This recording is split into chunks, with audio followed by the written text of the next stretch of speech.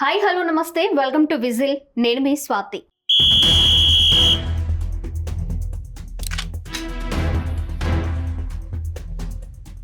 నరుడి దృష్టికి నల్లరాయి పగులుతుంది అని వింటూ ఉంటాం. ఈ దిష్టి తగలడం, దిష్టి తీయడం అనేవి శాస్త్రీయంగా నిజమేనా అనే విషయాలు ఈరోజు మనం తెలుసుకోబోతున్నాం. మనతో పాటు ఉన్నారు చరిత్రకారులు, రచయిత ముత్తేవి రవీంద్రనాథ్ గారు. సార్తో మాట్లాడదాం.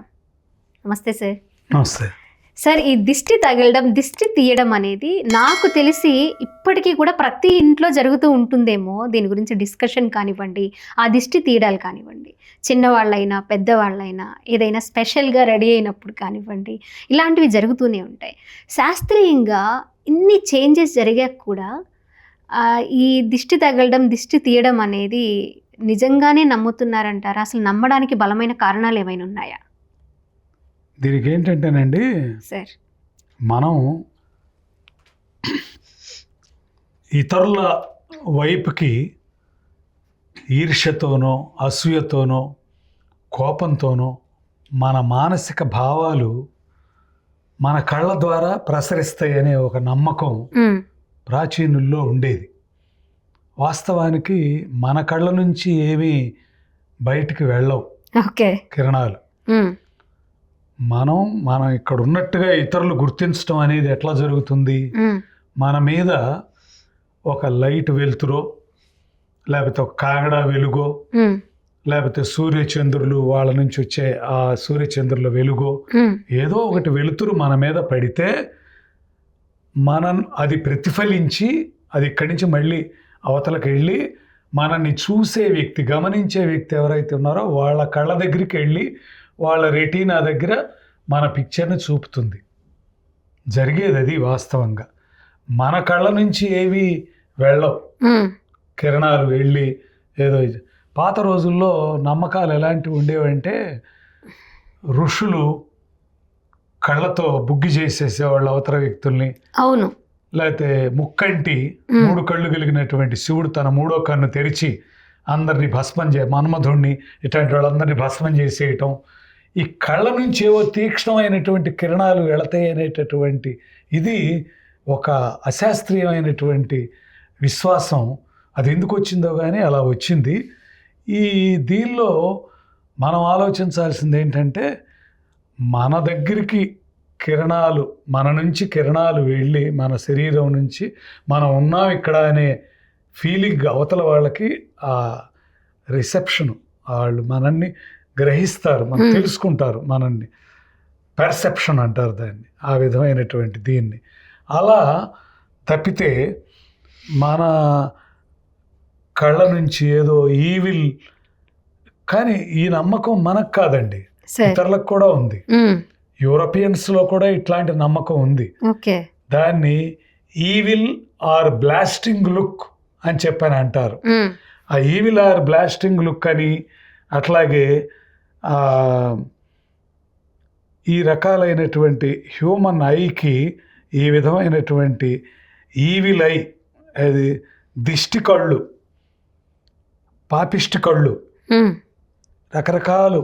మనం ఆటోలు, ఇట్లాంటి కార్లు, అట్లాంటి వాటిల్లో కూడా వెనక పక్క రాసి ఉంటాం, కొటేషన్స్ రాస్తారు.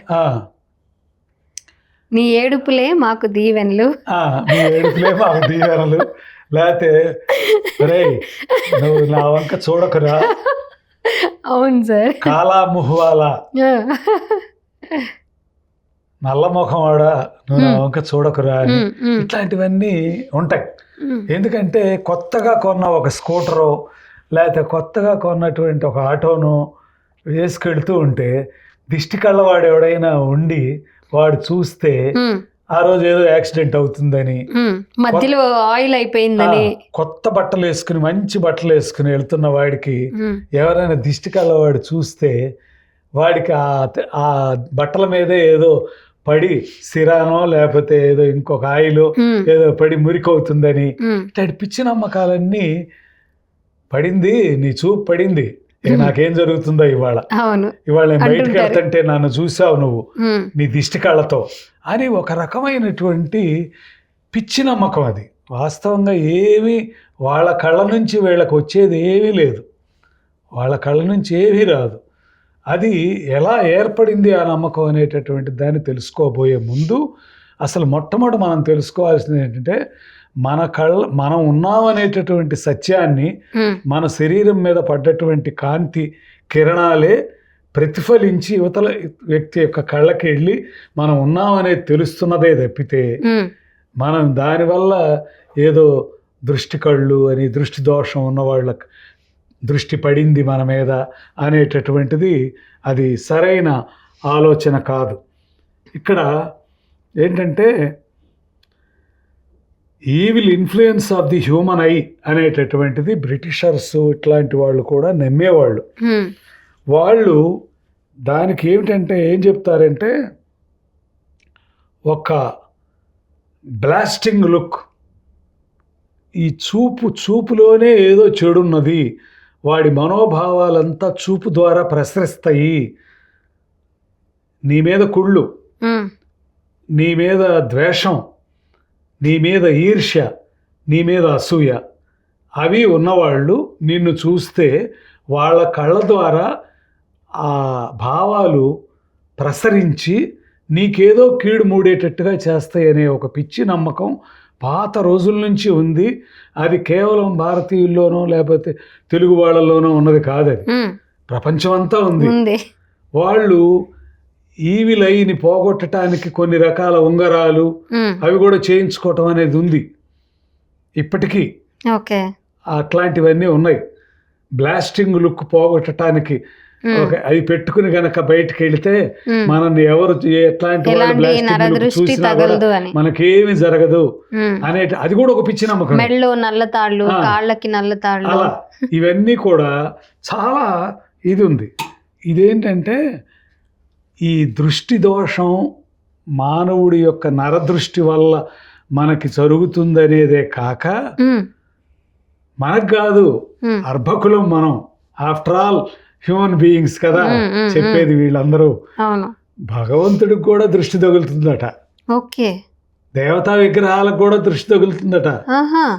దేవాలయాన్ని నిర్మించి కొత్తగా ఆ దేవాలయాన్ని ప్రారంభిస్తే ఎవడో పనికిరాని వాడి దృష్టి దాని మీద పడితే దానివల్ల భగవంతుడికి కూడా నష్టం జరుగుతుంది అనేటటువంటి నమ్మకం కలిగి ఉన్నారంటే ఏమనుకోవాలి? భూతాల బొమ్మలు, బూడిద గుమ్మడికాయ బొమ్మ, లేకపోతే బూడిద గుమ్మడికాయలో పగలగొట్టడం దేవస్థానం ప్రారంభించే రోజున దైవ దర్శనానికి తాళం తీసి ఆ తలుపు తీసేటప్పటికే ఇవన్నీ చేసి కానీ తలుపు తీయరన్నమాట. ఎందుకని భగవద్ విగ్రహం మీద కూడా ఈ ఈవిల్ ఆర్ బ్లాస్టింగ్ లుక్ పడుతుందేమో అనేటటువంటి ఒక పిచ్చి నమ్మకం. అది మరీ ఘోరం అలా ఉండటం అనేది. మనుషుల కంటే ఓకే, దేవుడి విగ్రహం ఏదో మనం అక్కడ వెళ్ళి మొక్కుకుంటేనో పూజ చేస్తేనో మనకేదో మేలు చేస్తుంది, కీడంతా తొలగిస్తుంది అని మనం నమ్మేటటువంటి పరిస్థితుల్లో ఆ దేవుడి విగ్రహానికి కూడా దిష్టి తీస్తున్నారు అంటే ఇక అదేంటి? ఇట్లాంటివన్నీ ఒక పిచ్చి నమ్మకాల్లో భాగం. ఇప్పుడు పాత రోజుల నుంచి కూడా మనకి వచ్చేది ఏమిటంటే ఒక తల్లి కెవ్వున కేకబెట్టి పిల్లవాడు పసివాడు గనక నిద్రలో ఏదో ఆడికి ఇదొచ్చి కెవ్వున కేకబెట్టి లేచాడు అనుకో, నాన్న ఏం జరిగిందిరా నీకు అని భుజాన్ని వేసుకుని అటు ఇటు సముదాయిస్తూ తిప్పుతూ వాడిని ఇచ్చేస్తుంది. అంతేకాక ఏ పాపిష్టివాడో ఏ పాపిష్టిదో నా బిడ్డ వంక చూసింది, ఆ దుర్మార్గపు చూపు వల్ల నా బిడ్డడు గుబులు కొన్నాడు, వీడి గుబులు ఏంటో తీరట్లేదు, ఎంత చేసినా కూడా తీరట్లేదంటే ఎంత పాపిష్టిదో నా బిడ్డడు వంక చూసింది అని చెప్పని ఏం చేస్తారంటే స్నానం చేయించినప్పుడు చుడుకం, అంటే దీన్ని చుడుకం అంటారు, అరచేతిలో లొట్ట చేస్తే ఇట్లా లోపలికి గుంట చేస్తే వచ్చేటటువంటి దీన్ని చుడుకము లేక ప్రసృతి లేక చేరెడు అని కూడా అంటారు. చేరెడు నీళ్లు తీసుకుని తిప్పి తన కొడుకు చుట్టూతా ఇరుగు దుష్టి పొరుగు దిష్టి అని ఊళ్ళో వాళ్ళ దృష్టి అది ఇది అని చెప్పని అని పైకి అనగలిగినంత వరకు అని చుట్టూతో వాళ్ళతో పాటు తిరిగే వాళ్ళ దృష్టి కూడా ఉండొచ్చుగా. అందుకని ఆ అనుమానంతో లోపల మనస్సులో ఆ ఫలానా వ్యక్తి దృష్టి కూడా పోవాలి అని చెప్పని హుష్ అని చెప్పని అవతల ఇచ్చేసేస్తారు. అలాగే ఎండు మిరపకాయలు, అలాగే ఒక పుల్ల విరిచి దృష్టి తగిలింది, దృష్టి దోషం ఉంది అనేటటువంటిది నమ్మకం కనుకుంటే ఒక పుల్ల విరిచేసి పోయింది అని, ఎండుమిరపకాయలు తీసుకొచ్చి నిప్పుల్లో వేసి అయిపోయింది, నీ దృష్టి తప్పిపోయింది అని ఆ తల్లికి గ్యారంటీ కావాలన్నమాట. ఏది తన కొడుక్కి పట్టినటువంటి దృష్టి దోషం ఏదైతే వచ్చిందో, కలిగినటువంటి దృష్టి దోషం అది ఎగిరిపోవాలి అని చెప్పని అది ఆమెకు సంతృప్తి కలిగే వరకు ఆమె చేస్తుంది. సాధ్యమైనంత వరకు ముద్ద పెట్టేటప్పుడు కూడా, ఆహారం పెట్టేటప్పుడు ఆహారం ఇంకొకళ్ళు ఎవరైనా చూస్తే, ఇప్పుడు మనకి చాలా ఉన్నాయి ఇట్లాంటివి. భోజనాలకి మనల్ని పిలిచినప్పుడు కూడా, పిలిచిన వాళ్ళు కూడా అక్కడేవో కొన్ని దృష్టి దోష నివారణకి చేయకపోతే మనం తిన్నది ఎవడో చూశాడు పాపిస్తాడు, వాడి అసూయ దృష్టి మన మీద పడింది, మనం తీసుకునే ఆహారం మీద, అందుకని అరగలేదు, అది తిన్నది ఏది నాకు వంట పట్టలేదు, వాంతి అయిపోయింది అని ఇట్లాంటివి కూడా మనం అనుకుంటూ ఉంటాం. ఏంటి దీనికి కారణం? ఎవరో మనల్ని చూశారని, వాళ్ళ చూపు కారణంగా మనకేదో కీడు మూడి మనకి తిన్న ఆహారం వంట పట్టకుండా అరగకుండా అయిపోయిందని మనకు ఒక నమ్మకం. ఇది అందరిలోనూ ఇట్లాంటివి ఉన్నాయి. మనం చక్కగా అందమైన భవనం ఒకటి నిర్మించుకుంటాం. ఆ అందమైన భవనం నిర్మించుకుంటే ఆ దారే పోయేవాడు ఎవడో దాని వంక చూస్తాడు, వాడికి ఈర్ష్యగా మనసులో భావం ఉంటుంది. ఆ ఈర్ష్యా భావమే ఈ చూపుల ద్వారా ఆ బిల్డింగ్ మీద ప్రసరించి ఆ బిల్డింగ్కి ఏదో కీడు జరుగుతుంది, లేకపోతే కట్టిన 10 రోజులకి అది కూలిపోతుందో, లేకపోతే ఏదో జరుగుతుందో అనే ఒక పిచ్చి నమ్మకం కారణంగా దిష్టి బొమ్మలు అని పెట్టడం ఒక ఆచారం అయింది. దిష్టి బొమ్మ ఏం చేస్తుంది? ఆ దిష్టి బొమ్మ వంక మనం చూసి మన కళ్ళల్లో ఉన్నటువంటి చూపు చెడు అంతా కూడా ఆ దిష్టి బొమ్మ మీద పడుతుందట, అది లాగేసుకుంటుంది, మన భవనం చక్కగా సేఫ్గానే ఉంటుంది. అట్లాగే దెయ్యపు బొమ్మలు అక్కడ తీసుకొచ్చి పెడతారు. కొత్తగా కట్టిన ఒక భవనం, అందమైన భవనం వైపు చూపు ప్రసరించకూడదు. అలా గనక చూపు పెడితే దానికి ఏదో కీడు జరుగుతుందనే ఒక నమ్మకం. అందుకని ఈ దిష్టి బొమ్మ వైపుకి చూసి అందరి దృష్టి మరల్చగలిగాం అనేటటువంటి తృప్తి పొందుతాడు ఆ గృహ యజమాని. అట్లాగే ఒక బాగా కాసిన ఒక చెట్టు, మామిడి కాయలు ఎలాడుతూ ఉంటాయి, విపరీతంగా కాసి ఉంటుంది, దాని వైపుకి చూస్తే ఆ కాయలన్నీ పుచ్చుకాయలు పనికి రాకుండానో పోతాయి అనే ఒక నమ్మకంతో చెప్పు వేలాడగడతారు, ఒక దిష్టి బొమ్మ వేలాడగడతారు. దీని వైపు చూస్తే చెప్పుతో కొట్టినట్టే నిన్ను, దీని వైపు చూసే కోరికలు పెంచుకోబాకు, అందుకని నువ్వు జాగ్రత్తగా ఒళ్ళు దగ్గర పెట్టుకుని ఉండు అని చెప్పని ఆ విధమైనటువంటి ఇది చేయటం. ఇట్లా ఎన్నో ఉన్నాయి మనం చేసే పనుల్లో. ఎన్నో వీటిని ఇతరులు చూసి అసూయ, ఈర్ష్య, ద్వేషం ఇట్లాంటి ఇల్ ఫీలింగ్స్ మన పట్ల కలిగి ఉంటారనేటటువంటి ఉద్దేశంతో, వాళ్ళ చూపు కారణంగా ఏదో చెడు మనకు వచ్చి తగులుకుంటుందనేటటువంటి నమ్మకంతో అవన్నీ ఈ పాత రోజుల నుంచి నమ్మకాలు ఉన్నాయి. మన భారతీయ దీంట్లో ఏంటంటే బొమ్మ కట్టడం అనేవాళ్ళు పాత రోజుల్లో. బొమ్మ కట్టడం అనేది తెనాలి రామకృష్ణుడు, ఆయన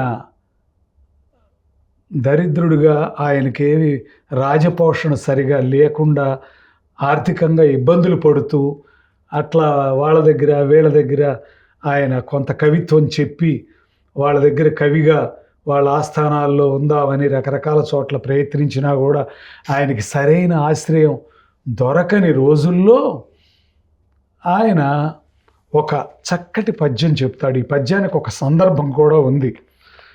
ఏమిటంటే, చట్రాలం బడికాట ముచ్చులు పిశాచాల లంగిడీలిప్పుడి లొట్రాజేందుల వేడనేమటికి చాలుంజాల నర్ధార్థికిన్ ఇట్రా రమ్మని ఇచ్చు వీరబసవండి ఈధాత్రినున్నాడురా కట్రా బొమ్మ దరిద్రభూతము తొలంగన్ వామపాదంబునకున్ అని చెప్పని ఒక పద్యం చెప్తాడు.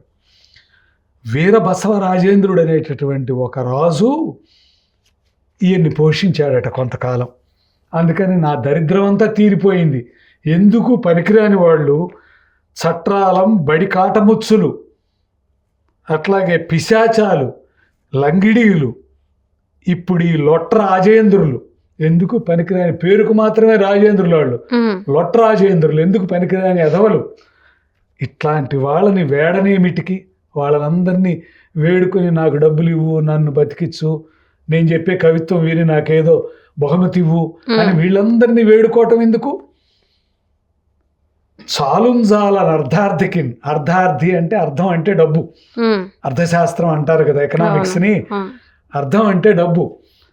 చాలుంజాల చక్కగా సరిపోయే విధంగా చాలేటట్లుగా ఇచ్చేటటువంటి, అర్ధార్థికి ఇచ్చేటటువంటి, ఇట్రా రమ్మని పిలిచి మరీ ఇచ్చేటటువంటి ఈ వీరబసవండు ఉన్నాడు కదా ఈ ధాత్రిలో, ఇంకా ఎందుకురా నాకు కట్రా బొమ్మ దరిద్రభూతము దొరంగన్ వ్యామపాదంబునన్, ఎడమ కాలి పాదానికి కట్టడం అనేది ఒక ఆచారం, బొమ్మ కట్టడం. ఈ బొమ్మ కట్టడం అని చెప్పనంటే ఈ బొమ్మలే తర్వాత తావీజులు, ఈ తాయెత్తులు తావీజులు అంటారే అవిగా రూపాంతరం చెందినవి. దాని మీద ఒక బొమ్మ కూడా ఉంటుంది గమనిస్తే. ఈ బొమ్మ కట్టడం అనేటటువంటిది ఇది ఒక రకంగా మనకి ఏమీ చెడు జరగకుండా ఉండటానికి, ఆ దరిద్రభూతం వచ్చి ఆవహిస్తే మనల్ని, అంతకంటే ఇంకేముంది, మనకి దరిద్రమే, ఎవడు మనకేం డబ్బులు ఇవ్వడు. అందుకని తెనాలి రామకృష్ణుడు ఆ నమ్మకం ఉండటం వల్లే దరిద్రభూతం తొలగాలి అని చెప్పనంటే బొమ్మ నా పాదానికి కట్టుకున్నట్టే అయింది. ఇక రాజేంద్రుడు వీరబసవండు అనేటటువంటి వాడు ధాత్రిన ఉన్నాడురా, కట్రా బొమ్మ దరిద్రభూతము తొలంగన్ వామపాదం మనకు, ఎడమకాలికి కట్రా నాకు ఆ దరిద్రభూతం తొలగిపోవటానికి, ఇది ఇక నాకు దరిద్రభూతం నా జోలికి కూడా రాదు అని చెప్పని ఎంతో ఆత్మవిశ్వాసంతో ఈ పద్యం చెప్పాడనమాట. ఎడమ కాలికి భూతాన్ని కట్టడం, భూతం బొమ్మ కట్టడం అనేది ఉంది ఆ పాత రోజుల్లో, బొమ్మ కట్టడం. ఇదే భావంతో దాశరథి శతకం రాసినటువంటి కంచర్ల గోపన్న అనేటటువంటి, కంచర్ల రామదాసు, గోపన్న అనే పేరు కలిగిన రామదాసు ఎవరైతే తానీషా చెరలో పెట్టాడు, భద్రాచల రామదాసుగా ఉన్నవాడిని, నన్ను అడగకుండా ప్రభుత్వానికి వసూలు చేసిన డబ్బుని దానికి ఎందుకు ఖర్చు పెట్టావు నువ్వు అని చెప్పి ఆ డబ్బుని వసూలు చేసుకోవటం కోసం చేస్తే రాముడు లక్ష్మణుడు వచ్చి విడిపించారు ఆయన్ని, ఆ కట్టాల్సిన డబ్బు ఏదో కట్టి అని ఒక నమ్మకాలు కథల్లో మన వాళ్ళు చెప్తారు. ఆ రామదాసు రాసిన ఒక చక్కటి పద్యంలో కూడా ఈ బొమ్మ కట్టటాన్ని గురించి ఉంది. ఉత్పలమాల ఆ పద్యం. పట్టితి భట్టరార్య గురుపాదములు ఇమ్మెయి నోర్ధపుండ్రముల్ పెట్టితి మంత్రరాజ ముడిబెట్టితి అయ్యమకింకరాళికిం కట్టితి బొమ్మ మీ చరణ కంజములందు తలంపు పెట్టి పోదట్టితి పాపపుంజముల దాశరథి కరుణాపయోనిది అని దశరథుడి కొడుకైనటువంటి రాముడి మీద కరుణాపయోనిధి, కరుణా సముద్రుడైనటువంటి ఆ గొప్ప రాముడి మీద ఎన్నో పద్యాలు చెప్పాడు, ఒక శతకం చెప్పాడు ఆయన. అది దాశరథి శతకం అనే పేరుతో ఉంటుంది. 108 ఏమో పద్యాలు ఉంటాయి. ఈయన దీంట్లో చెప్పాడు, ఈ ఉత్పల మాలికలో చెప్తాడు. పట్టితి భట్టరార్య గురుపాదము. ఈయన గురువు ఎవరు? భట్టరు అట, ఎవరో భట్టరు, భట్టరార్యుడు. ఆయన యొక్క పాదాలని పట్టుకున్నాను నేను. ఈ పద్యం రాసే ముందు ఆయన గురుపాదాలని పట్టుకున్నాను. ఇమ్మెయి అంటే ఈ మేను మీద, ఈ శరీరం మీద ఊర్ధ్వపుండ్రములు పెట్టితి. ఊర్ధ్వపుండ్రములు అంటే పంగనామాలు, నిలువు బొట్లు. అడ్డబొట్లు నిలువు బొట్లు 2 ఉంటాయి. అడ్డబొట్లు ఏమో సేవులు పెడతారు, విభూది రేఖలు. ఇట్లా అడ్డంగా. ఉమ్, నిలువు బొట్లు వైష్ణవులు పెడతారు. నిలువు బొట్టులో పంగనామాలని ఇంకొంచెం యూలాగా రాసి దాంట్లో ఉమ్, నిలువు బొట్టు పెట్టడం, ఒక్క నిలువు బొట్టే పెట్టడం, లేకపోతే ఇట్లా పంగనామాలు యు దీంట్లో వై అని చెప్పనే నామం, వై నామం, ఇట్లా తెంగల వడహల అని నామాలు ఉంటాయి. ఆ కింద ముక్కులాగా కింద ఉంటుంది, అందుకని దాన్ని ముక్కు మీదకి దించి పెట్టే నామం ఒకటి ఉంటుంది. అందుకని ఈ రకరకాల నామాలు ఉన్నట్లే ఊర్ధ్వపుండ్రములు అంటే నిలువు బొట్లు అని ఉమ్, వైష్ణవులు అన్నమాట. ఈ మెయిన్ ఊర్ధ్వపుండ్రములు మంత్రరాజం ఒడిబెట్టితి. నేను మంత్రం నేర్చుకుని అదేదో గురు ఉపదేశం పొంది మంత్రరాజాన్ని నేను ఒడిబెట్టుకుని ఉన్నాను. అట్లాగే యమకింకరులు ఏంటి, యముడు పంపిస్తే వచ్చిన వాళ్ళు ప్రాణం తీసుకెళ్ళిపోవటం కోసం వస్తారు, ఈ చచ్చిపోయేవాడి కోసం. అందుకని యమకింకరాళికి కట్టితి బొమ్మ, ఉమ్, వాళ్ళు దడుచుకుని పారిపోయేటట్టుగా ఎడమకాలికి బొమ్మ కట్టాను. బొమ్మ కట్టడం అంటే ఆ పాత రోజుల్లో బొమ్మ కట్టేవాళ్ళేమో. తర్వాత అది చిన్నగా తాయెత్తు, ఉమ్, లేకపోతే తాయెత్తు కూడా లేకుండా ఏవో వెంట్రుకలు అవును, ఎడమకాలికి కట్టడం అనేది ఒక ఆచారం వచ్చింది. ఉమ్, ఆ వెంట్రుకలు అవి ఏ జంతువు వెంట్రుకలో మొత్తం మీద ఆ వెంట్రుకలు కడితే మనకున్న పాపం అంతా తొలగిపోతుంది, మనల్ని చంపటానికి ఎవడైనా వచ్చినా కూడా దడుచుకుని పారిపోతాడు ఉమ్, అని చెప్పని ఒక నమ్మకం అన్నమాట. మీ చరణ కంజములందు తలంపు పెట్టి పోదట్టితి పాపపుంజముల దాశరథి కరుణాపయోనిధి అని చెప్పని చెప్తాడు.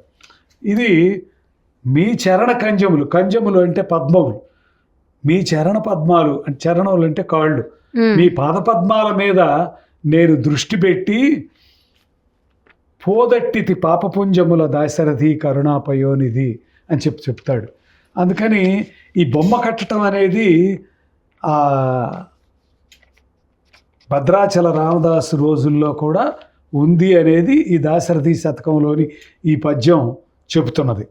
అందుకని ఈ బొమ్మ కట్టటము అని చెప్పానంటే ఏమిటి అనేదాన్ని గనక తీసుకుంటే ఇరుగు దృష్టి, పెరుగు దృష్టి ఇట్లాంటివన్నీ పోవాలని కాసిన ఎర్రనీళ్ళని తిప్పి నిప్పుల్లో వేయటం, ఎండుమిరపకాయలు తిప్పి వేయటం, అట్లాగే పాప చుట్టూ పారబోయటం లాగానే పుల్ల విరిచి దిష్టి తీయటం, ఇట్లాంటివన్నీ పాపాల విషయంలో ఉన్నట్టే పెద్దవాళ్ళు కూడా వాళ్ళ కాళ్ళకి, ఎడమ కాలికి ముఖ్యంగా ఉమ్, బొమ్మ గనక కడితే భూతాలు, ప్రేతాలు, పిశాచాలు ఇవన్నీ కూడా తప్పుకుని పారిపోతాయి అని చెప్పనేటటువంటిది ఒక పిచ్చి నమ్మకం పాత రోజుల్లో వాళ్ళకు ఉండేది.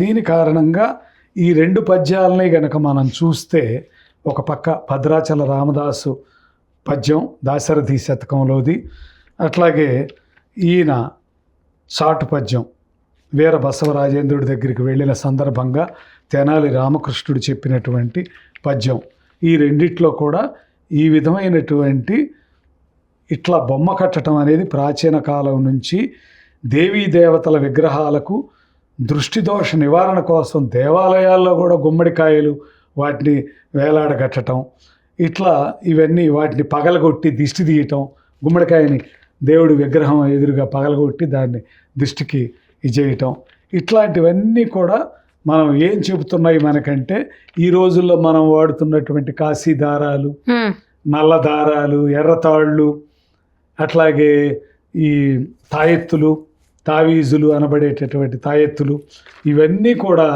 ఏం చెప్తున్నాయి మనకి, ఇవన్నీ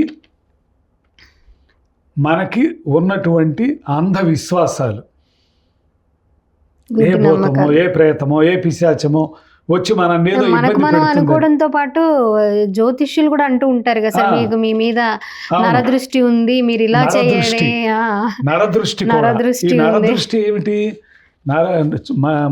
ఈవిల్ ఆర్ బ్లాస్టింగ్ లుక్ అనేటటువంటి ఆ దృష్టి కారణంగా వాళ్ళు మన వంక చూస్తూ ఉంటే మనకేవో జ్వరాలు, రోగాలు, లేకపోతే మన పిల్లలకేవో ఇవి ఇట్లాంటివన్నీ వస్తాయి అనేటటువంటిది ఒక నమ్మకం కారణంగా చివరికి దేవతా విగ్రహాల మీద కూడా దిష్టి పడుతుంది అనేటటువంటి ఇది చేయటం అనేది చాలా హాస్యాస్పదంగా చాలా విచారకరంగా మనకు అనిపిస్తుంది.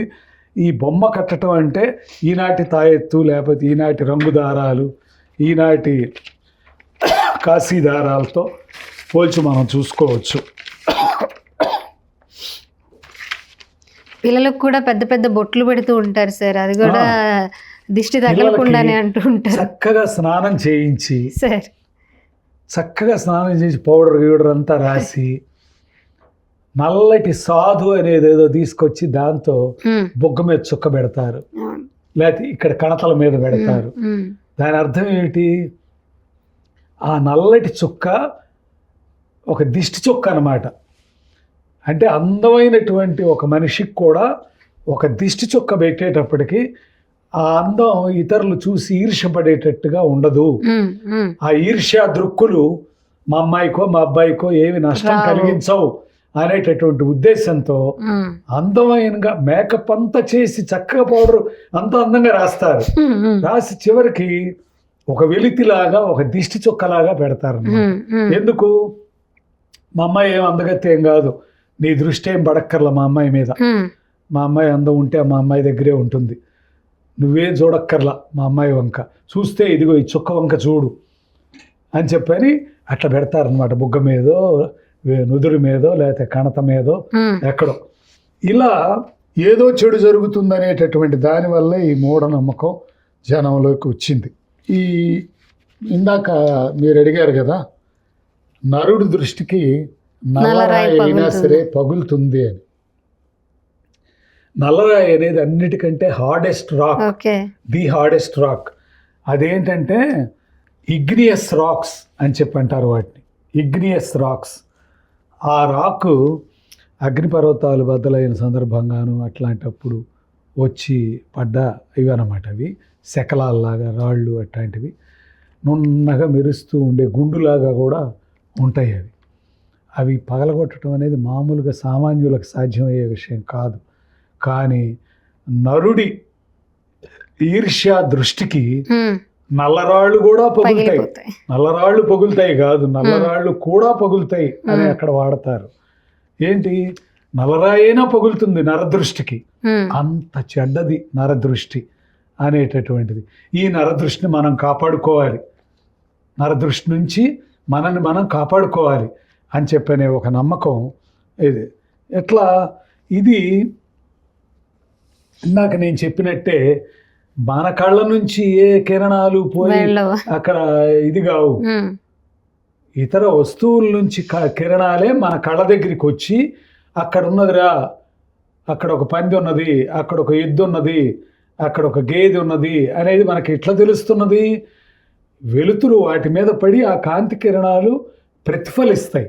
అవి ప్రతిఫలించి మన కళ్ళ దగ్గరికి అది తీసుకొచ్చి మన రెటీనాలో దాని దృశ్యాన్ని ఆవిష్కరింపజేస్తాయి. అందువల్ల అక్కడ ఏనుగుంది, అక్కడ పంది ఉన్నది అని మనం తెలుసుకోగలుగుతున్నాం. అంతే తప్పితే ఋషుల యొక్క దృష్టి వాళ్ళు కోపంగా చూస్తే అది పడి మాడిపోవటం, ఈ మాడిపోవటం కూడా జరుగుతుంది. ఎక్కడ జరుగుతుంది? సూర్యకిరణాలు, సూర్యుడి నుంచి వచ్చే కిరణాలు, తక్కువ వేడి కలిగి ఉన్నటువంటి సూర్యకిరణాలు ఒక భూతద్దాన్ని గనక మనం పెట్టి ఆ భూతద్దం దగ్గర కన్వర్జ్ చేయటం అంటారు. ఈ కాంతి కిరణాలన్నింటినీ ఒక చోటికి తీసుకురావటం. ఒక చోటికి తీసుకొచ్చినప్పుడు అవి ఇంకా వేడి, ఇంకా తీక్ష్ణత కలిగినటువంటివిగా తయారవుతాయి. అప్పుడు ఏం జరుగుతుంది? ఆ భూతద్దంలో నుంచి వచ్చేటటువంటి కిరణాలు అన్నీ కలుసుకుని ఒక చోటకు వచ్చి మొత్తం వేడిగా తయారవుతాయి. అప్పుడు దూది గనక అక్కడ పెడితే, గుడ్డ పెట్టినా దూది పెట్టినా ఇంకొకటి ఏదన్నా పెట్టినా మండిపోతుంది. అది మనకి కొన్ని సినిమాల్లో కూడా చూపించారు. ఏది? ఆ భూతద్దాన్ని పెట్టి ఆ కిరణాలను కన్వర్ట్ అయ్యేటట్టు ఒక చోటకి ఇదేటట్టుగా చేసి అక్కడ పెళ్లి లేకపోతే నిశ్చితార్థం ఇంకో శుభకార్యం ఏదో చేసుకుంటుంటే దాన్ని చెడగొట్టడానికి అశుభం ఒక్కసారి బుస్సుమని అక్కడ ఇదవుతుంది అనమాట, మండిపోతాయి అక్కడ ఉన్న వస్తువులు. అందుకని ముహూర్తానికి ఇట్లా జరిగిందంటే ఇది మంచి ముహూర్తం కాదు, మళ్ళీ ఇంకో రోజు పెట్టుకుందాం అని వాళ్ళు వాయిదా వేసుకుంటారు, పెళ్లి క్యాన్సిల్ చేస్తారు. క్యాన్సిల్ చేసుకుంటారు. లేకపోతే ఇదో ఈ పెళ్లి కూతురు సరైనది కాదనమాట, లేకపోతే ఈ పెళ్లి కొడుకు సరైనవాడు కాదు అనేదో ఇట్లా ఏదో రకరకాలుగా. అందుకని కన్వర్జెన్స్ ఆఫ్ లైట్ రేస్ వల్ల ఆ లైట్ రేస్లో ఉన్నటువంటి వెలుతురు కానీ వేడి కానీ ఈ రెండు కలిసి అక్కడ ఒక్కచోట కాన్సన్ట్రేట్ అవ్వటం వల్ల ఆ మండటం అనేటటువంటిది, ఆ దూది పింజలు అవి కాలిపోవటం అనేది జరగచ్చు, అది వేరు. కానీ దృష్టి నుంచి వెళ్ళేటటువంటిది శివుడి యొక్క 3వ కన్ను నుంచి వెళితే అది ఇదవుతుందని, వేడిగా ఉంటుంది, దాంట్లోంచి వచ్చేటప్పుడే చిచ్చుకొన్ను అని పేరు శివుడి యొక్క 3వ కంటికి. చిచ్చుకొన్ను అయితే అదే వాడిపోవాలి, అసలు అక్కడే వాడిపోవాలి. అందువల్ల ఇవన్నీ మనం పాత రోజుల నుంచి చెబుతూ వస్తున్నవి, పురాణాల్లో నమ్మబడుతున్నటువంటివి మనం నమ్ముతూ వస్తున్నాం. కానీ వాస్తవంగా ఆ తీక్ష్ణమైన కిరణాలు ఇక్కడి నుంచి వెళ్ళవు. మనకి ఆ కిరణాలను కన్వర్ట్ చేయడానికి ఒక లెన్స్ కావాలి, ఇదంతా కావాలి, చాలా దానికి ఒక పద్ధతి ఉంది. అంతేగాని ఇవి మనకి పాత రోజుల్లో ఏంటంటే ఇట్లాంటి నమ్మకాలు. ఈ నల్లరాతి వ్యవహారం ఏంటంటే మనం మామూలుగా వయ్యకల్లు అనేటటువంటి గ్రామనామాలు మనకి కనపడుతూ ఉంటాయి. వయ్యకల్లు, కొంతమంది ఇప్పుడు వైకల్లు అని కూడా అంటుంటారు దాన్ని, కానీ అది వయ్యకల్లు. కల్లు అని అంటే రాయి. ఒక కొండ మీద ఉన్నటువంటి ఒక రాయి పగిలింది, వయ్యలయింది, 2 వయ్యలయింది. వయ్యకల్లు అనే ఊరి పేరు అట్లా ఏర్పడింది. ఆ కల్లుకి ఆ పేరు వచ్చింది, ఆ కొండకి వయ్యలైనటువంటి రాయి ఉన్నటువంటి కొండ అని. అందుకని వయ్యకల్లు అని ఎట్లయితే వచ్చిందో అసలు అట్లా ఎందుకు పగులుతుంది, ఒక రాయి ఎండలో ఉన్న రాయి అసలు ఎందుకు పగులుతుంది అని అంటే మనం ఇక్కడ కొంత ఫిజిక్స్, భౌతిక శాస్త్రాన్ని గురించి కొంత పరిజ్ఞానం మనకు ఉండటం అవసరం. Linear expansion due to heat అని చెప్పని ఒక ఇది ఉంది. ఏది అది ఒక వస్తువు, ఏ వస్తువు అయినా సరే అది బాగా వేడెక్కి వేడెక్కి వేడెక్కి ఉన్న తర్వాత పగులుతుంది. ఏదైనా సరే ఎండ వేడికి, ఈ ఎండ వేడికి పగలటం ఎందుకు జరుగుతుంది అంటే సూర్యుడి నుంచి వచ్చే వేడిని అది పీల్చుకుని physical expansion due to heat అనేది దాంట్లో జరుగుతుంది. ఇటు భాగం ఒక రాయి ఉంది, రాతి గుండు. ఈ రాతి గుండులో ఇటుపక్క భాగం ఇటు పెరుగుతుంది, ఇటుపక్క భాగం ఇటు పెరుగుతుంది. రెండు పెరిగేటప్పటికి జరిగేది ఏమిటి, రాయి మధ్యకి చీలుతుంది. అంత వేడి ఉండేటటువంటి అది గ్రీష్మ ఋతువు. అట్లాగే అదేది రోహిణీ కార్తెలో రోళ్ళు పగులుతాయి అంటారు. రోహిణీ కార్తెలో రోళ్ళు అసలు పగలటం ఎందుకు జరుగుతుంది అది తెలిస్తే ఈ దృష్టి దోషం వల్ల కాదు అది జరిగింది అనేది మనకు అర్థం అవుతుంది. రోహిణీ కార్తెల పాత రోజుల్లో ఇప్పుడైనా సరే ఎన్ని దుక్కుల వాన కురిసింది, ఆ రోళ్ళలో రుబ్బుకోవటానికి వాడే ఆ పత్రం పట్టేటటువంటి అది ఉంటుంది కదా, ఇది రౌండ్ ప్లేస్, ఆ దాంట్లో నీళ్లు ఎన్ని నిలిచినాయి దాన్ని బట్టి ఇన్ని దుక్కుల వాన కురిసిందిరా అని చెప్పి కౌంట్ చేసేవాళ్ళు పాత రోజుల్లో. అది ఎండలో పడేసి ఎక్కడికి పడితే అక్కడ పడేసి ఉండేవి. ఎవరు ఎత్తుకెళ్ళగలిగేవి కాదు కదా, పెద్ద పెద్ద బండరాళ్ళు ఎక్కడి నుంచో తీసుకొచ్చి ఇళ్ల దగ్గర పెట్టుకుంటారు. 10 ఇళ్ల వాళ్ళు, 15 ఇళ్ల వాళ్ళు, చుట్టూతా ఇళ్ల వాళ్ళు అక్కడ పచ్చడి నూరుకోవటానికో, పిండి రుబ్బుకోవటానికో, లేకపోతే పిండి దంచుకోవటానికో, అరిసెల పిండి దంచుకోవటానికో ఇట్లాంటి వాటన్నిటికీ వాడుకుంటారు. ఒకళ్ళ తర్వాత ఒకళ్ళు వాడుకుంటారు. అలా వాడుకునే రోజుల్లో ఈ ఒకసారి ఎండ, రోహిణీ కార్తె ఎండ అంటే చాలా ఇదిగా ఉంటుంది. ఇక వానాకాలం రాబోయే ముందు జూన్ మొదటి వారం చివరిలో ఉండే ప్రాంతాల్లో జనరల్గా ఇట్లా రోడ్లు పగులుతాయి. ఆ వేడి మామూలు వేడి కాదు, రోహిణీ కార్తె వేడి. ఆ వేడికి అటు రోలు యొక్క అవతల భాగం అటు పెరుగుతుంది, యువతల భాగం ఇటు పెరుగుతుంది. రెండు పెరిగేటప్పటికి మధ్యలో పగిలిపోతుంది. ఈ పగిలిపోయిన ఒక రోజు సపోజ్ మన ఇంటి దగ్గరే పగిలింది. పగిలినప్పుడు ఒక అడుక్కునేవాడు వస్తాడు, ఆ ప్రాంతానికి కొత్తవాడు, వాడు ఇక్కడ వాడు కాదు, వాడికేం తెలియదు. అమ్మ దానం భిక్షాందేహి అనో ఏదో మాదాకోళం తల్లి అనో ఏదో వస్తాడు. ఆ వచ్చిన వాడిని చూసి అయ్యో అయ్యో ఇప్పుడే నేను ఇంట్లోకి వెళ్ళాను, నేను ఇప్పటిదాకా పచ్చడి దాంట్లోనే నూరాను, అప్పటికి బాగానే ఉంది, కొత్తవాడు ఎవడు వచ్చింది, నువ్వేగా వచ్చింది ఇప్పుడు, దాని వంక చూసావా నువ్వు, మా రోలు వంక చూసావా, మా నల్లరాయిన పగిలిపోయిందిరా, నీ దృష్టి ఏం దృష్టిరా బాబు అని చెప్పని వాడిని దోషం చేయటం. వాడు వచ్చినా రాకపోయినా అది పగులుతుంది ఆ వేడికి, అది వేడి వల్ల పగిలింది.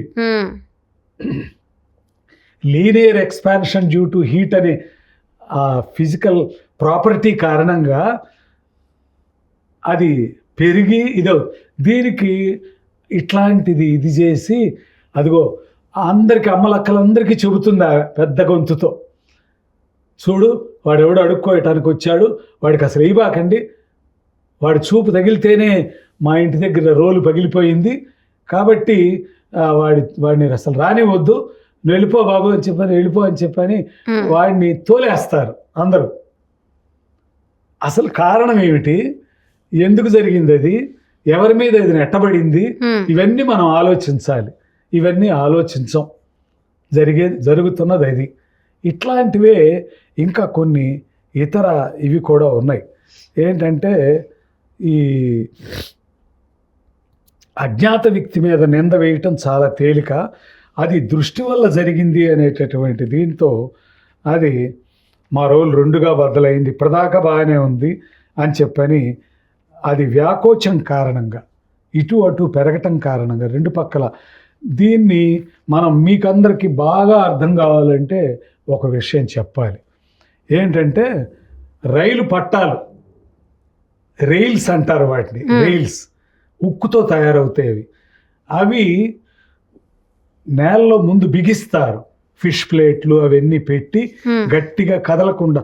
రైలు ఎంతో వేగంతో నడుస్తుంటుంది, ట్రైను ఆ వేగంతో నడిచేటప్పుడు అది భూమి మీద ఉన్న వస్తువుల్ని వెనక్కి నెడుతూ ఉంటుంది. ఈ నెట్టేటప్పుడు కదలకుండా భూమి కనుక ఉంటేనే రైలు ముందుకు పోవటం అనేది జరుగుతుంది. ఆ పట్ట అనేది లేకపోతే ఆ పట్టాన్ని కూడా పీక్కుపోతుంది అది. అందుకని రైలు అంటే ఇక్కడ నేను ఆ పట్ట అర్థం చేసుకోవటం. ట్రైన్ వేరు, రైలు వేరు. రైలు అంటే నేల మీద వేసే ఆ పట్టాలు, ఆ 2 పట్టాలు ప్యారల్గా ఉండే 2 పట్టాలు చెక్క బద్దెల మీద బిగిస్తారు, స్లీపర్ల మీద బిగించి గట్టిగా బిగిస్తారు, మామూలుగా కాదు, చాలా గట్టిగా బిగిస్తారు. ఇనప మేకులు, రకరకాలైన ఆ స్లీపర్లకు వాడే ఇనప ఇవి మేకులతో గట్టిగా బిగించి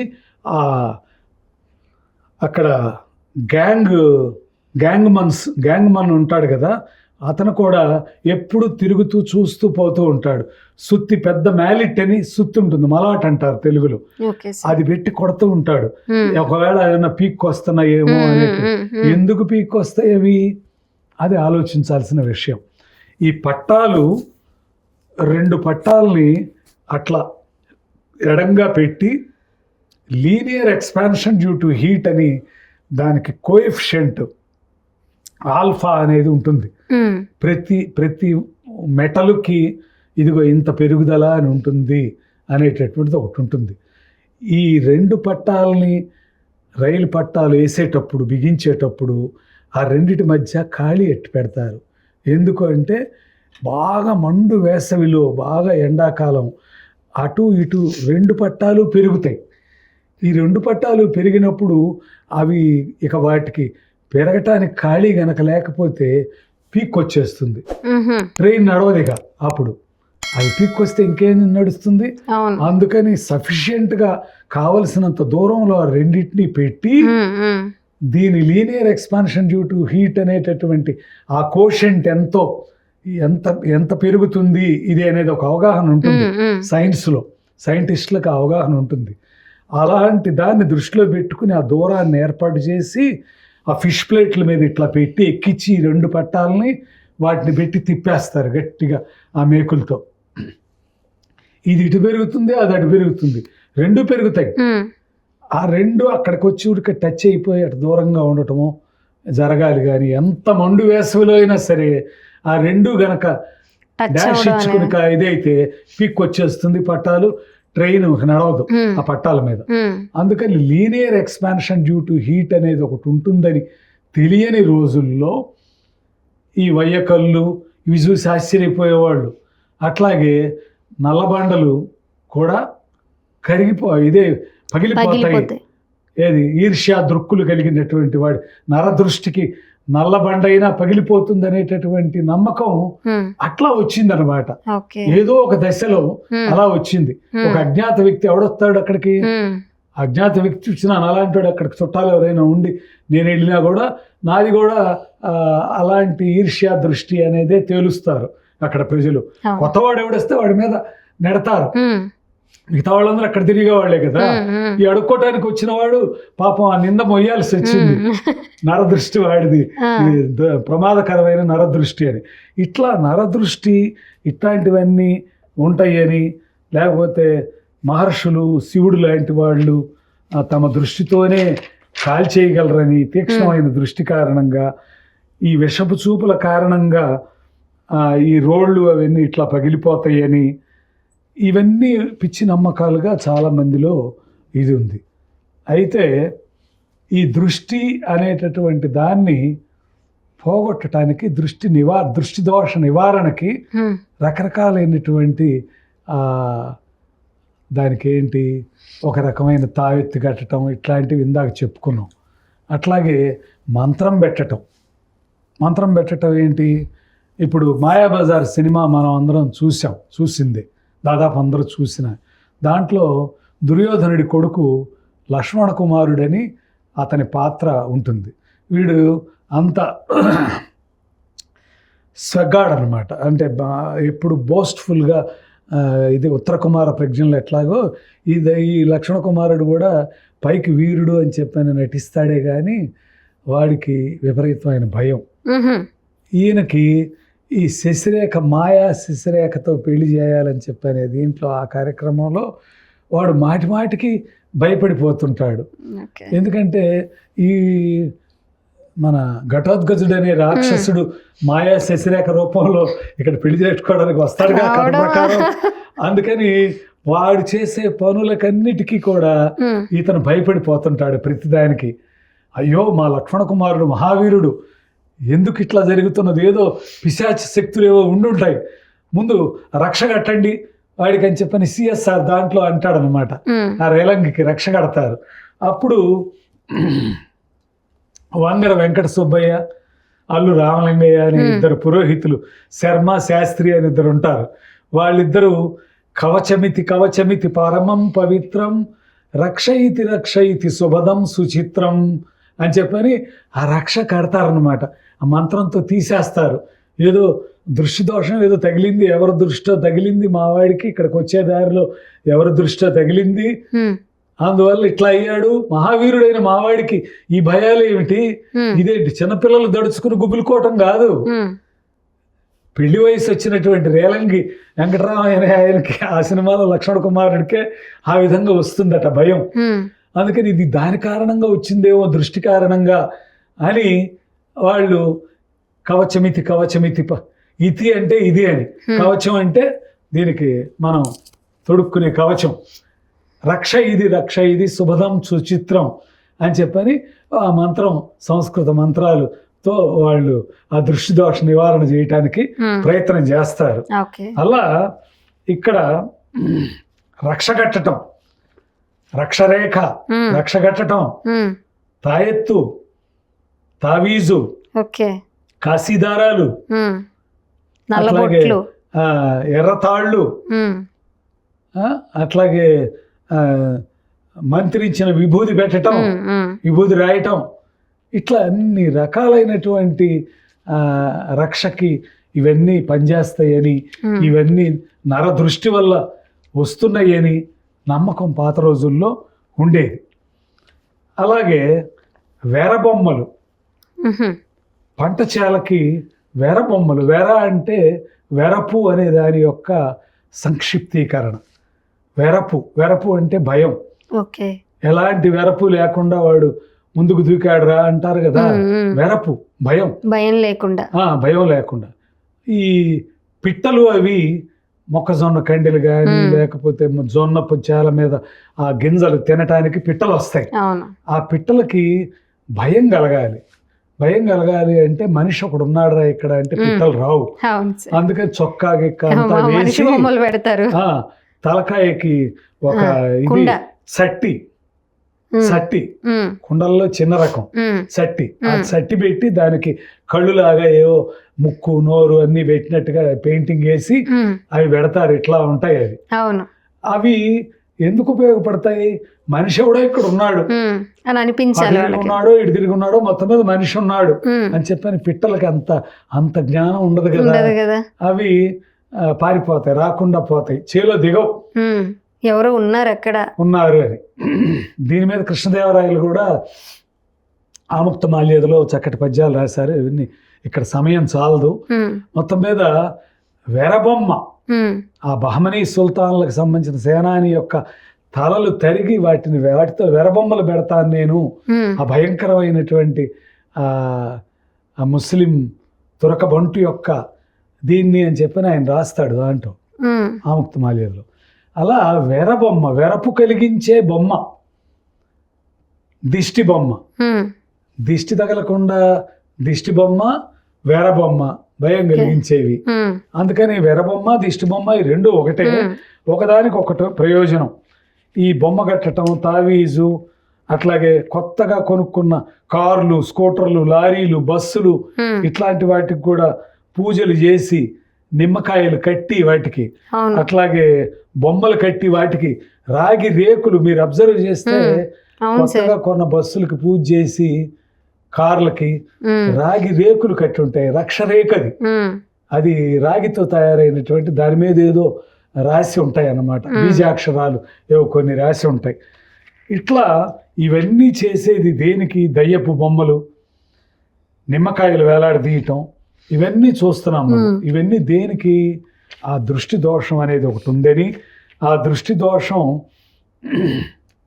ఇట్లా.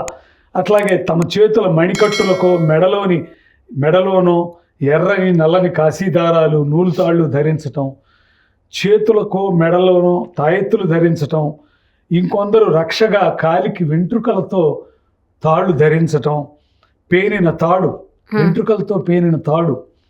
మరి ఏ వెంట్రుకలతో పేంతారో అవేంటో తెలియదు కానీ నాకు మొత్తం మీద అవి కూడా వెంట్రుకలతో తాళ్ళు కట్టి పేని అవి కూడా వేసుకోవటం, ఇవన్నీ నరదృష్టి ప్రమాదకరమని భావిస్తూ దాని నిరోధానికి చేసే పనులే.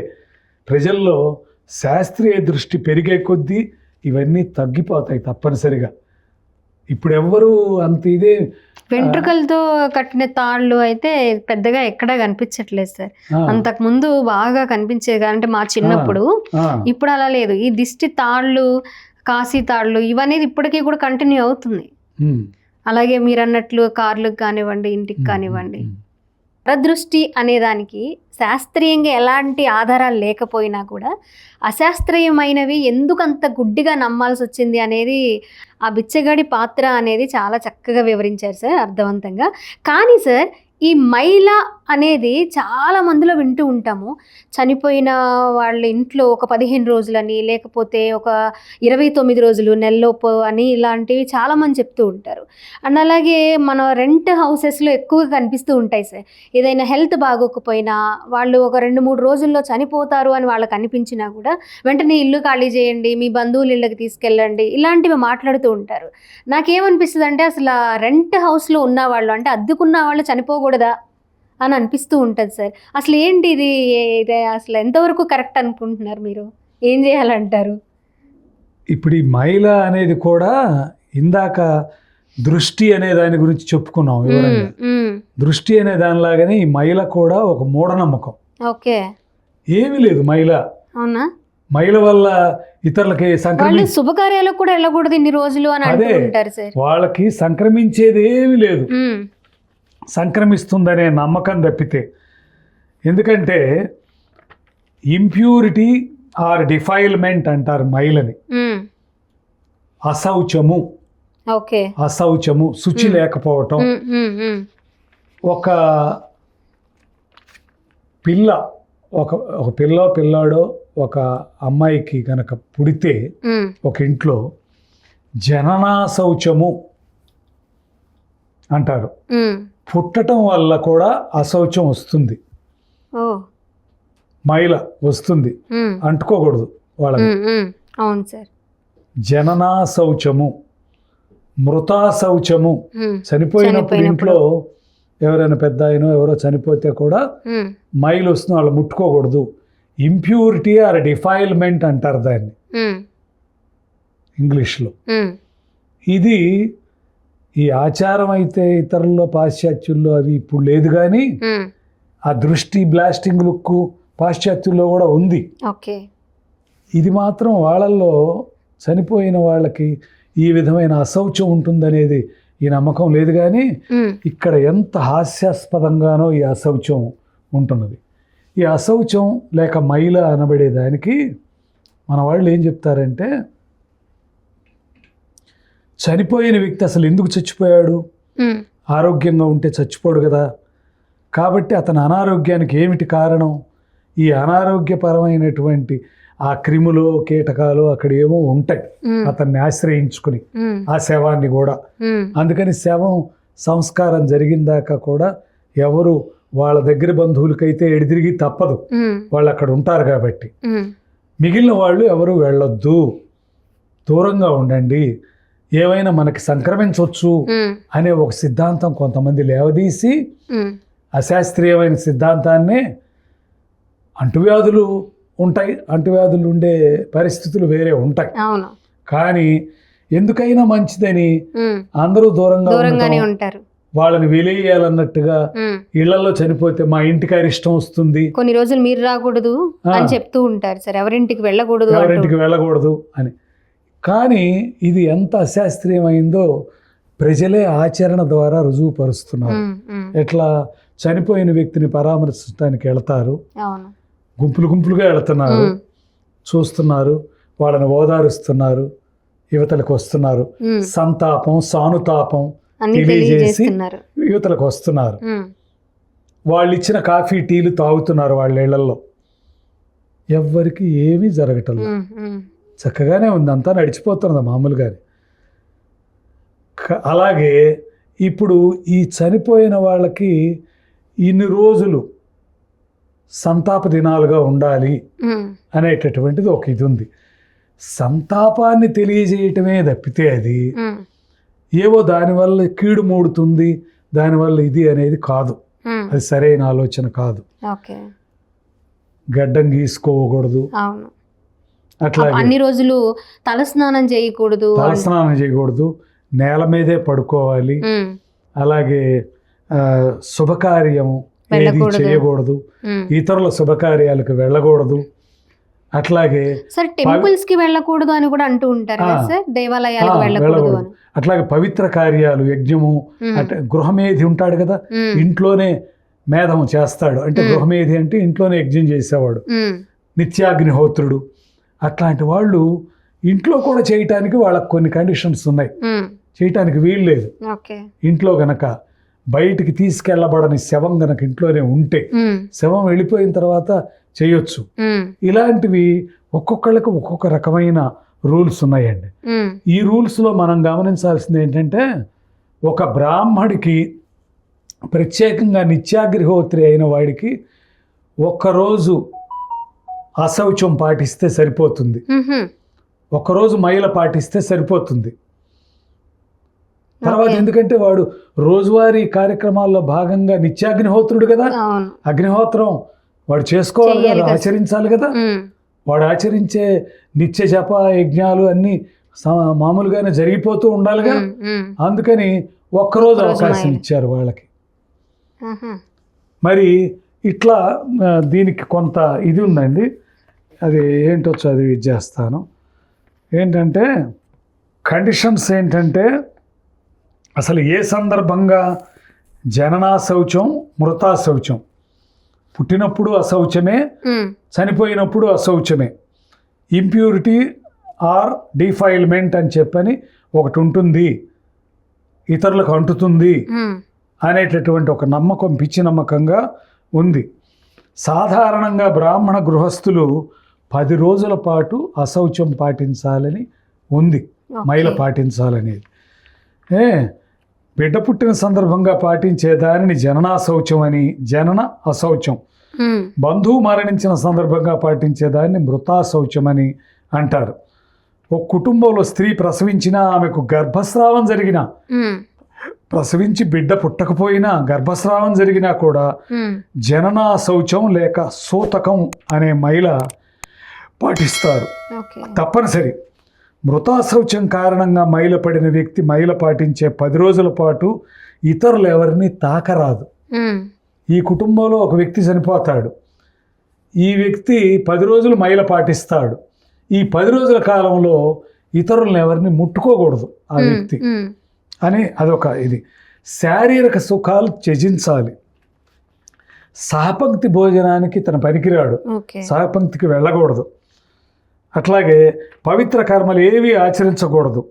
అలాగే కేశఖండనం కూడా నిషిద్ధం. చేయకూడదు. జుట్టుకి క్రాప్ చేసుకోవడం కానీ, గడ్డం చేసుకోవడం కానీ, గడ్డం పెంచుకోవాలి అంతే. ఉమ్, ఉమ్, ఆ మైల రోజులు ఎన్ని రోజులు ఉంటుందో అన్ని రోజులు ఆ గడ్డం అలాగే పెంచుకుని ఉంటారు. అలాగే వీడికి వేషభాషలు దుఃఖాన్ని వ్యక్తం చేసేవిగా ఉండాలి. ఉమ్, చింకిపాతలో ఉమ్, ఉమ్, నలిగిపోయిన వస్త్రాలు, ఉమ్. లేకపోతే ఫేస్ లో ఇస్త్రీ స్మైల్ బట్టలు, కొత్త లేకుండా బట్టలు, వేసుకోకూడదు. ఇస్త్రీ బట్టలు కొత్త బట్టలు వేసుకుని మైలున్నాను మా ఇంట్లో మైల అంటే ఎట కుదురుతుంది. ఓకే. మైలకి తగ్గ సూచకమైనటువంటి వస్త్రధారణే ఉండాలి. వేషభాషలు కానీ, ఉమ్, ఉమ్, భాషలు కూడా, ఉమ్, భాషల్లో విలాసంగా టీవీ నవ్వుతూ, చూస్తూ, సినిమా ఈ పాటలు విని నవ్వుతూ ఉమ్, అంత చక్కగా సరదాగా కూడా ఉండకూడదు. ఉండకూడదు. విషాద ఛాయలు కనపడాలి అక్కడ. ఉమ్, ఉమ్, అందుకని ఆ చనిపోయిన వాళ్ళకి సంబంధించి ఏదో వచ్చి మనకి అంటుకుంటుంది అనేది ఒక పిచ్చి నమ్మకం. ఉమ్, అట్ ది సేమ్ టైం చనిపోయిన వాళ్ళకి గౌరవ సూచకంగా, లేకపోతే ఒక గర్భిడికి గర్భస్రావం అయింది మా ఇంట్లో, ఉమ్, ఉమ్, మన విలాసాల్లో మునిగి తేలటం ఏంటి, మనం విషాద సూచకంగా ఉండే పని చేద్దాం అనేటటువంటిది అట్లా ఉండొచ్చు. అందులో మౌఢ్యం ఏమీ లేదు, ఉమ్, అది నిజమే.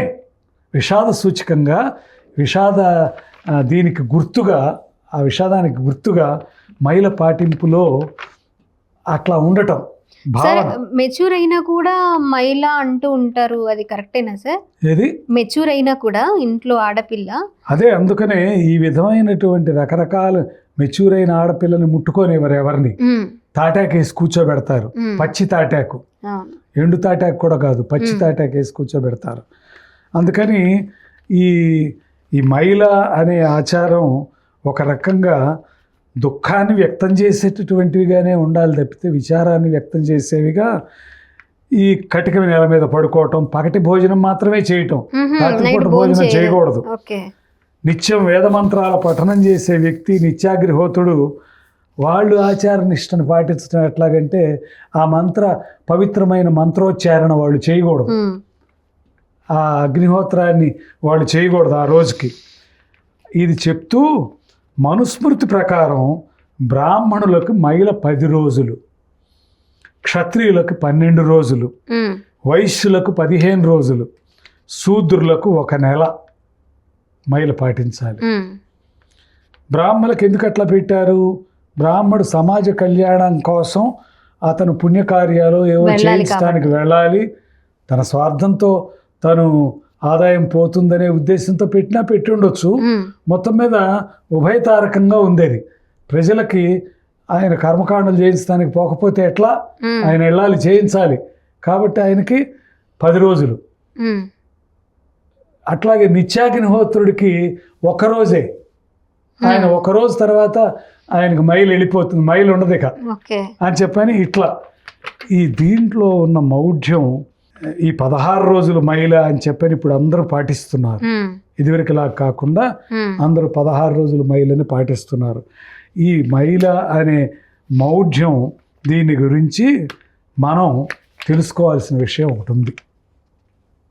ఇది తప్పనిసరిగా ఒక మూఢనమ్మకమే. ఉమ్, ఎందుకు, ఎలాగో అంటే మూఢనమ్మకం ఏం కాదు, ఏదో వ్యాధులు వస్తాయి వాళ్ళు అంటుకుంటే, ఆ శవం ఉన్నటువంటి ఇంట్లో మనం వెళ్ళి ఆ శవం బంధువులతో పాటు మనం కలిసి కరచాలనం చేస్తేనో ఇంకోటి చేస్తేనో మనకేవో వస్తాయని కాకమ్మ కబుర్లు చెబుతున్న వాళ్ళు అంటురోగాలు కూడా ఉండొచ్చు, కానీ అంటురోగాలు వస్తాయని మేము మైలు పాటిస్తున్నాం, మా దానికి ఒక శాస్త్రీయమైన కారణం ఉంది అని చెప్పబోయే వివరణ ఇవ్వబోయేటటువంటి వాళ్ళు ఉన్నటువంటి దెబ్బతినేది ఎక్కడంటే వాళ్ళ ఇది ఈ హిందూ వ్యవస్థలో సపిండులు సమానోదకులు అని చెప్పని ఉంటారు. వాళ్ళు వీళ్ళ యొక్క వంశీకులు అన్నమాట, చనిపోయిన వ్యక్తి వంశీకులు. అందువల్ల వాళ్ళు మైల పాటించాలి తప్పనిసరిగా. అరే నాన్నారు చనిపోయారా, నువ్వు అక్కడ మైలు పాటించు అని అమెరికాలో ఉన్నోడికి ఫోన్ చేశాడు. అది మౌఢ్యం కాదు. ఈ సైంటిఫిక్ ఎక్స్ప్లెనేషన్ దానికి ఇస్తారా? ఏది అంటుకుంటే ముట్టుకుంటే క్రిములు ఉంటాయి వాళ్ళకి. అమెరికాలో ఉన్నవాడికి కూడా అమెరికాలో ఉన్నవాడికి ఏముంటుంది? ఒరే మనం సపిండులు రా, నువ్వు మైల పాటించు అని చెప్పని ఫోన్లో హెచ్చరించి మరీ చెబుతారు. శుభకార్యాలకు వెళ్ళకూడదు, లేకపోతే ఇది చేయాలి. వాడు పాప అమాయకంగా అట్లాగే నేను సపిండుణ్ణి సగోత్రికుణ్ణి కాబట్టి నేను పాటించాల్సిందే అని మైలు పాటిస్తున్నాడు అక్కడ ఉన్నవాడు కూడా. దీని దగ్గర నీ ఎక్స్ప్లెనేషన్ ఏమైంది ఇక్కడ? అందువల్ల ఇది కాదు, మౌఢ్యం ముఖ్యం. తరతరాలుగా పాటిస్తూ ఉన్నారు పాతవాళ్ళు. ఇవాళ నువ్వు దానికి ఒక సైంటిఫిక్ ఎక్స్ప్లెనేషన్ ఇవ్వబోతున్నావు. ఏమిటి? అంటువ్యాధులకు గురై గనక చనిపోతే నువ్వు వెళ్ళి వాడిని తాకుతాడా ఏంటి? వీడు తాకడు కదా, వెళ్ళి పలకరిస్తాడు, యువతలకు వస్తాడు, వాళ్ళ కుటుంబీకులకు దూరంగా ఉండే మాట్లాడతాడు. వాళ్ళు ఇచ్చే టీ తాగుతున్నారు, ఇవాళ వాళ్ళు ఇచ్చే కాఫీ తాగుతున్నారు వెళ్ళిన వాళ్ళందరూ. అంటే దాని అర్థం ఏమిటి? ఇవి ఎవరు లెక్క చేయటల్లా, ఈ మహిళ అనేది ఎవరు కేర్ చేయటల్లా. మహిళ ఏముందిలే అని, మహిళ అంటే ఏముంది, మహిళ వ్యవహారం అని చెప్పని. ఈ దీంట్లో చక్కగా వస్తున్నారు. ఎందుకు రాగలుగుతున్నారు? సమానోదకులు, సపిండులు అట్లాంటి వాళ్ళు అమెరికాలో ఉన్నా కూడా వాళ్ళకి రే జాగ్రత్తరా మనకు మహిళ అని చెప్తారు ఆ తల్లులో లేకపోతే ఆ తాతమ్మలో ఫోన్ చేసి. అంటే ఇది మౌఢ్యమే తప్పనిసరిగా. అందువల్ల ఇది కాదు. అయితే ఇక్కడ మనం తెలుసుకోవాల్సినటువంటిది ఏంటంటే, ఇందాక మీరు అడిగిన రెండో ప్రశ్న చక్కగా ఉంది. ఆ ప్రశ్న ప్రకారం గృహ యజమానులు మైల పాటిస్తారు, లేకపోతే ఒక ఇంట్లో అద్దెకు ఉండే వాళ్ళకి మైల వస్తుంది ఆ ఇంట్లో వాళ్ళు చనిపోవటం వల్ల. అందువల్ల గృహ యజమానులు కర్కశంగా ఉండి వాళ్ళు, అమ్మాయి మీ ఆయన ఇవాళ రేపు చనిపోయేటట్టున్నాడు, ఆయన చనిపోతే ఆ అశౌచం అంతా మాకు వస్తుంది, మా ఇంట్లో చనిపోతే మాకు అరిష్టం, అది తగులుకుంటుంది అరిష్టం. ఈ ఇంట్లో వాళ్ళు చనిపోయే అరిష్టం, తగులుకునే అరిష్టం అది తగులుకోదా? అది తగులుకుంటుంది. ఇంటి ఓనర్స్కి అద్దెకున్న వాళ్ళు చనిపోతే తగులుకునేదే అరిష్టం కాదు. ఇంటి ఓనర్స్ కుటుంబంలో ఎవరైనా చనిపోయినా కూడా అరిష్టమే కదా. మరి అరిష్టమే కనుకైతే అది వాళ్ళని నిమిషాల మీద ఖాళీ చేయిస్తారు.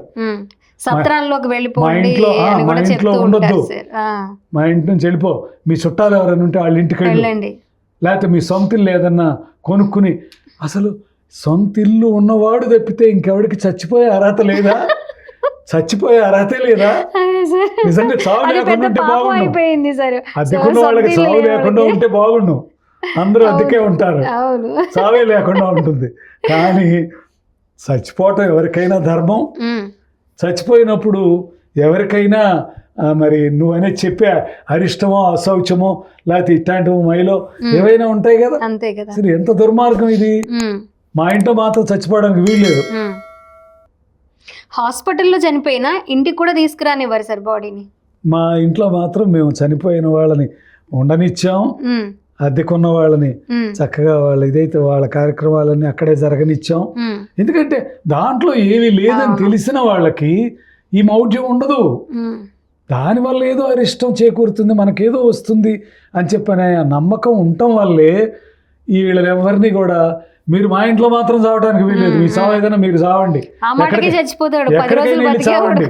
ఎక్కడికైనా వెళ్ళి చావండి, మీ చావు మీరు చావండి, మా ఇంట్లో మాత్రం ఉండటానికి వీల్లేదు అని చెప్పని ఆ చావబోయే క్షణాల ముందు వాళ్ళని ఖాళీ చేయించి పారేస్తారు నిర్దాక్షిణ్యంగా.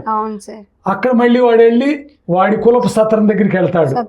మళ్ళీ ఇంకో కులం సత్రం వాడు రాని వాడు వీడి ఏ కులం వాడైతే ఆ కులం సత్రానికి వెళ్ళాలి. ఇదంతా ఏంటి దుర్మార్గం. అందుకని ఈ మైల పట్టటం, మా ఇంట్లో మైల, మాకు మైల 10 రోజుల దాకా మేము ఇది కాదు అని ఈ కబుర్లన్నీ చెప్పటం, ఇవన్నీ కూడా పచ్చి పిచ్చి నమ్మకాలు. దీంట్లో పక్కన అంటూ ఉంటారు సార్, మూఢనమ్మకాలు నమ్మొద్దు అని అంటూ ఉంటూనే ఇవన్నీ పాటిస్తూ ఉంటారు. మానవ సేవ మాధవ సేవ అని చెప్తారు. చచ్చిపోయిన శవాన్ని బయటకి ఈడ్చేస్తారా?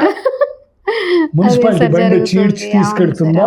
దారుణం సార్ ఇలాంటివి అసలు. అది అందుకనే మనం ఏ మేరకు మానవత్వాన్ని అసలు ఏ మేరకు పాటిస్తున్నాం అనేది కూడా ప్రతి వాళ్ళు దేవుడికి భజనలు ఏ మేరకు చేసాం, దర్శనం బాగైంది అమ్మవారి దర్శనం అని చెప్పి ఈ కబుర్లు చెప్పుకునే బదులు మనిషిగా ఎంతవరకు నువ్వు మానవుడిగా ప్రవర్తిస్తున్నావు, సాటి మానవుల పట్ల ఎంతవరకు శాస్త్రీయ దృక్పథం కలిగి ఉన్నావు, ఎంతవరకు ప్రేమ కలిగి ఉన్నావు, ఎంతవరకు సహాయకుడిగా ఉన్నావు, సాటి మానవుడిని మానవ సేవే మాధవ సేవ, వాడికి ఎంతవరకు సేవ చేస్తున్నావు, నువ్వు సేవకుడిగా ఉన్నావు. అసలు సేవ ఎక్కడా లేదు, సేవే లేదు అసలు. సేవ దాకా పోవటం కాదు, వాడిని నీ ఇంట్లో కూడా ఉంచుకోవట్లే, నువ్వు గెటౌట్ అంటున్నావు. వాడు చచ్చిపోతే మరి ఇక్కడ ముందే చెబుతున్నానమ్మాయి, మీ నాన్న గనక పోయాడు అంటే అట్లా మామూలుగా ఉండదు. మా ముందే తీసుకెళ్ళిపో, నాకు ఇవేనా అనవసరం, మీరు ఎక్కడ చస్తారో చావండి అని చెప్పని గెంటేస్తున్నారు. అందుకని మానవత్వం లేని ఈ సమాజంలో మూఢనమ్మకాల పాత్ర తగ్గిపోతే, మూఢనమ్మకాలు లేకుండా పోతే మానవుల్లో ఇవన్నీ పోతాయి. స్వార్థం, భయం, అజ్ఞానం, ఈ మూడు కాళ్ళ వింత జంతువులన్నిటికీ 4 కాళ్ళు ఉంటాయి అనుకున్నాం. ఇది మాత్రం 3 కాళ్ళ వింత జంతువు. ఏమిటి? స్వార్థం. ప్రతి వాడు తన స్వార్థం కోసమే. కల్తీ వ్యాపారం చేసేవాడు కూడా లక్షల్లో కలిసి రావాలి. నాకు ఇందాక చెప్పాగా, నాకు మా అమ్మాయికి MBBS సీట్ రావాలి, కోరికలు, మా అబ్బాయికి ఇంజనీరింగ్ సీట్ రావాలి, ఇలాంటివన్నీ కోరికలతో వీళ్ళు పూజలు చేస్తున్నారు. కోరికలు లేకుండా పూజలు ఎవరు చేయటంలా, కోరికలు. ఈ కోరికలతో పూజలు చేసే వాళ్ళందరూ కూడా మొట్టమొదట నేను చేస్తున్న పూజకి ఏ మేరకు బెనిఫిట్ వస్తున్నది, ఏమన్నా వస్తున్నదా, పెళ్లి చేసుకుంటారు, సత్యనారాయణ వ్రతం చేస్తారు, సత్యనారాయణ వ్రతంలో 10 కాలాలు సుఖంగా ఉండటం అనేది ఇంత చేస్తున్నారు. వ్రతం అయిపోయి వస్తుంటేనే అన్నవరం నుంచి తుని వచ్చే లోపలే లారీ గుద్దేసి చనిపోతున్నారు. దానికి ఏం సమాధానం చెప్తావు నువ్వు? లేదు, ఆలోచన ఉంటల్లా జనం. ఇది గనక మనకి భగవంతుడి దీని చర్య కారణంగా మనకి దీర్ఘాయుష్షు రావటం, లేకపోతే సుమంగడిగా 10 కాలాలు బతుకుతావు నువ్వమ్మా అని చెప్పిన పెళ్లి చేస్తారు. అరుంధతి నక్షత్రం కూడా చూపిస్తారు. తర్వాత జరిగే వెంటనే యాక్సిడెంట్ జరిగితే భర్త చనిపోయాడనే వార్త వస్తుంది. అందుకని దీనితో సంబంధించింది కాదు అది. కనీసం అది అర్థం చేసుకున్నా మౌఢ్యం. దానిలో కూడా ఇప్పుడు పెళ్లి కూతురు ఉండి పెళ్లి కొడుకు చనిపోతే పెళ్లి కూతురు ఏదో పాపం చేసింది, అసలు దాని మొహమే చూడకూడదు, లోపల కూర్చోబెట్టి తెల్ల చీర కప్పి ఆ ముఖం కనపడకుండా ఇచ్చేసి ఏంటివన్నీ. ఆమె కారణంగా చనిపోయాడా నీ కొడుకు? అత్తే శోధన పెట్టచ్చు నువ్వు కోడల్ని, కానీ ఆమె కారణంగా చనిపోయాడా? కాదు కదా. అందువల్ల ఇలాంటివన్నీ తెలుసుకుని సమాజంలో కొంత సైన్స్ పెరిగి, సమాజంలో హేతుదృష్టి ఆలోచన దృక్పథం పెరిగి, భయం పోవాలన్నా అదే మార్గం. ఎందుకు ఈ గుళ్ళకి వెళ్తున్నాడు వీడు, ఎందుకు ఈ పూజలు గీజలన్నీ చేస్తున్నాడు, ఎందుకు అన్ని కర్మకాండలన్నీ ఎందుకు ఆచరిస్తున్నాడు? భయం చొప్పున ఏదో జరుగుతుందేమో కీడు అనే భయంతో చేసేది. అట్లాగే భయము, అజ్ఞానం, సైన్స్ కనుక వచ్చి ఇదైతే బ్రహ్మాండంగా ఎంతో అభివృద్ధి అవుతుంది. ఇప్పుడు అసలు ఎవ్వరూ కేర్ చేయట్లేదు. చనిపోయిన వాళ్ళ ఇంటికి అందరూ చక్కగా సరదాగా వెళుతున్నారు, వాళ్ళు ఇచ్చే టీ కాఫీలు తాగి వస్తున్నారు. ఇది అందుకని ఈ మహిళ అనేది లేదు, మూఢనమ్మకమే.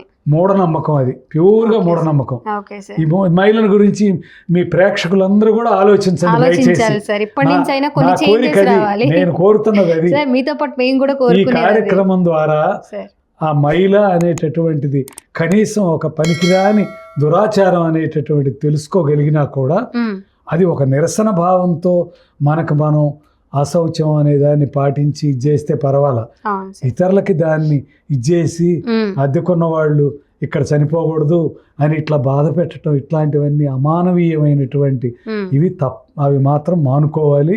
మన ఆలోచనలో శాస్త్రీయత పెరగాలి. అవును సార్. మనం విజ్ఞానవంతులంగా విజ్ఞాన యుగంలో, ఈనాటి యుగంలో మనం ఎట్లా బతకాలి అనేటటువంటి తెలుసుకుని బతకాలి. అలా మీరందరూ దీనివల్ల కొంతైనా నేర్చుకుని కొంత తప్పకుండా సార్, తప్పకుండా మంచి మెసేజ్. ఈ నన్ను పిలిచి ఈ విజిల్ ఛానల్ వాళ్ళు ఇది ఇంటర్వ్యూ నన్ను చేసినందుకు కూడా నేను వాళ్ళకి కృతజ్ఞతలు చెబుతూ, ఎందుకంటే శాస్త్రీయ దృక్పథాన్ని పెంచాలనే కోరిక కలవాడిని నేను. అందుకని నేను కృతజ్ఞతలు తప్పకుండా చెప్తా, విజిల్ వాళ్ళకి చెప్తాను, చూసిన మీకు చెప్తాను. అందుకని మీకు అందరికి కృతజ్ఞతలు తెలియజేస్తూ నేను ఒక సైంటిఫిక్ దృక్పథంతో మనం బతకాలి అనేటటువంటిది నేను కోరుకుంటున్న వాడిగా నేను దీన్ని ఇంతటితో ముగిస్తున్నాను. ధన్యవాదాలు. Thank you sir, thank you so much.